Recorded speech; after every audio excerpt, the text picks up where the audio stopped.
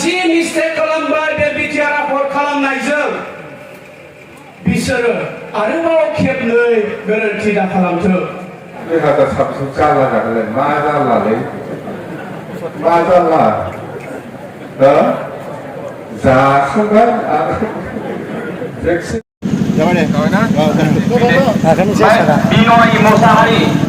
गामिया मा गामि?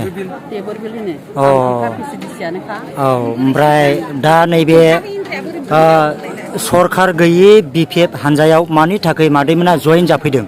माने UPPL हानजाखौ जोङो केलेंकारि नुनायखाय आं बेयाव थानो लुगैनानै थाबाय आरो।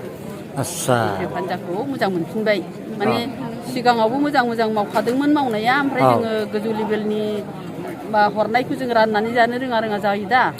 आरो बिसोरबो माबा मोनसे हास्थायनानै गोजोनखौ लुगैनानै थासारि मोजांखौ लाबोगोन होननानै प्रमद बिथाङा ओंखारबाय, जोङो थानाय जाबाय, गावनायनिफ्रायनो जों थानाय जाबाय। ओमफ्राय थानानै जोङो दा आरो बेयावबो नुबावबाय राननानै जानाया गाज्रिसिनाव गाज्रिसिन जाबाय। बिनि थाखायनो आङो गावनायावनो दा BPF-आवनो थाफिननाय जाबाय आरो। ओमफ्राय दा नोंसिनि गामिनिफ्राय साबैसे दिनैहाय जयनिं जादों? 8 घर जादों बायदि मोनदों आं मैया साननायाव। आच्छा, 8 घर। 8 घराव पपुलेसना साब्रै साथाम साब्रै साबा बिदि गोजा आरो। आच्छा। मोनफिनबाय।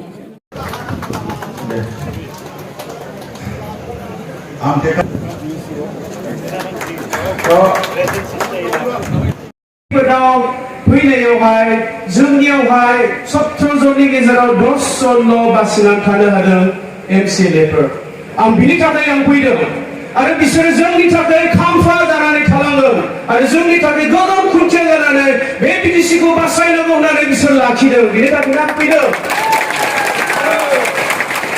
आरो सेकेन्डआ मोनसे, आङो कनस्टिटिउसनाव नायबाय थायो, आसा खालामदोंमोन बिटिआरआबो कनस्टिटिउसननि बबेबा आं माबायावहाय जायगा मोनगोन होननानै, नाथाय नागिरबाय मोना। BTC-नि एकर्ड जेब्ला 2003-आव जायो बिसोरो जोंखौहाय 6 सेटल' सोनानै होबाय आरो बिजोंनो जोङो खामानि मावनो संबिधाननि हिसाबैहाय जोङो सोलियो। जोंनि भारत हादरा मोनसे संबिधानजों सोलिग्रा देश। बे संबिधानजों जोङो सोलिनांगोन। आङो बेखौ नेबाय थादोंमोन, नाथाय बिटिआर एकर्डआ बबे संबिधानाव दं? सोरनि संबिधानाव दं? ना BJP-नि संबिधानाव दं? ना गावसिनि बे UPPL-नि संबिधानाव दं? बेखौ रावबो मिथिया। बियो मोनसे गोरलै ओरैनो गावजों गाव आग्रिमेन्ट खालामनायसो। आं नायनानै नुबाय जे बिटिआर एकर्डआ BTC-नि सिङावसो थानानै खामानि मावगासिनो दं। अब्ला बिसोरो जोंखौ मानो एसेबां उनाव गालांखो? BTC-खौ बिसोरो मानो नाङा होननानै बुंखो? बेखायनो आङो दिनैहाय बुंनो थाखायहाय यां गथ'फोर, उन्दै गथ'फोर, जोंहा गोलाव लामा थाबायलांनांगौ दं। गोख्रै नङा, गोख्रै थांदोंब्ला नोंसोर हारसिं थां, जेरै UPPL-नि मानसिफ्रा थांगासिनो दङ। आरो बे मोनसेबाव जोंनि जायगायाव, जोंनि बे BPF-आव मावनो थाखाय गुवार फोथार दं, मानसिफोरसो गैया। हाबफैनानै जोंजों मावफाफै। जोंनि थांखिया बेनो, जों जेब्लानाखि सरखार जागोन अब्ला जोङो रावखौबो नायनानै थाया, गासैखौबो ज' बोनानै लांगोन आरो गासैबो बेवहाय आसनिफोरखौ मोनजोबगोन। मोनसेल' बुंनोसै आङो, बे मोनसेया मा? आंनि साननायाव आरो आंनि बिबेकजों मोनदांनाय, गावसोरो बुंबाय थानाय बिटिआरआ मोनसे गोजोन गोरोबथा। बे गोजोन गोरोबथायावहाय जोंनि हालामा गासैबो गोजोनसै। बुजिदों, बुंदों। नाथाय BTC-नि CM-नि न'आ बहा जाहैखो दालाय? बै रावयावसो बियो न' लुबाय। मानो होनोब्ला जेब्लानाखि बे BTC-आव आरोबाव BPF-नि सरखार फैगोन, बियो अब्ला BTC-आव थानाय नङा, बियो रङियावसो थाहैसिगोन। रङिया BTC-आव गोग्लैया नङाना? दा बेफोरबायदि खामानि दङ।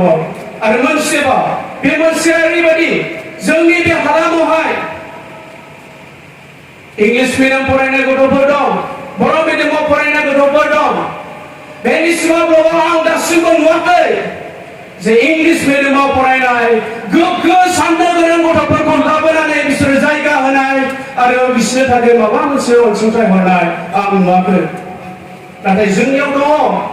जोंनियाव मा बर'नि मा इंलिसनि गासैबो फै आरो मावफै आरो आं बेखौनो बुंनो सानो एबसुआ जि मिस्टेक खालामबाय बे बिटिआर आफाद खालामनायजों बिसोरो आरोबाव खेबनै गोरोन्थि दा खालामथों बेनो बिसोरनि थाखाय बिराद गिदिर मौका बिसोरो जोंनि सिगाङाव जोङो दुलाराय बर' माहारि दुलाराय गासैबो बिटिसिआव थानाय मानसिफोरनिफ्राय बिसोरो क्षमा बिनांगौ मानो होननानै बुंदोंब्ला बिसोरो जोंखौ खेबसे नङा खेबनै नङा खेबथाम नङा खेबब्रै नङा बोसोरबा बिसोरो जोंखौ थगायबाय आरो नैबे खेबाव बिसोरो बुंबावदों मेथन मुसिबनानै खेबसे बुंबावदों हागोन नामा हायाबा जोंनि गोग्गो इयुथफोर जोङो मोनसे हंग्राम खालामनांगोन बे हंग्रामा जोंनि सैथोनि जोंनि थामोनथानि थाखाय जागोन बे हंग्रामाव जों माब्लाबा जेननाय नङा बे हंग्रामा जोंखौ बयखौबो जिखुनु जाथियानो जाया मानो